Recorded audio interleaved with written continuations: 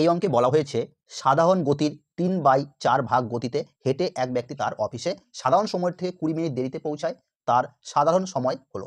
দেখো বলেছে সাধারণ গতির, মনে রাখবে এই টাইপের অঙ্কে সাধারণ গতির মানে সাধারণ গতি কত 4, মনে থাকবে সাধারণ গতি কত 4, তাহলে গতি মানে স্পিড, তাহলে সাধারণ গতি কত হলো 4 হয়েছে।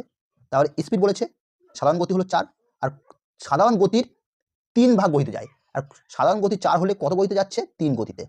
ওকে, এরপর দেখো সময় কত মিনিট লাগছে 20 মিনিট দেরিতে পৌঁছাচ্ছে।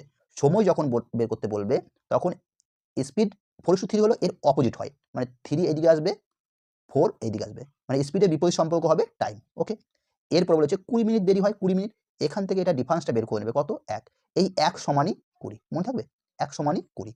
বলেছে সাধারণ সময় হলো, সাধারণ সময় কত হয়েছে 3, তাহলে 1 সমান 20 হলে এই 3 সমান কত হবে 3 20 60, তাহলে কত হলো 60 মিনিট। এই অঙ্কটার অ্যান্সার 60 মিনিট।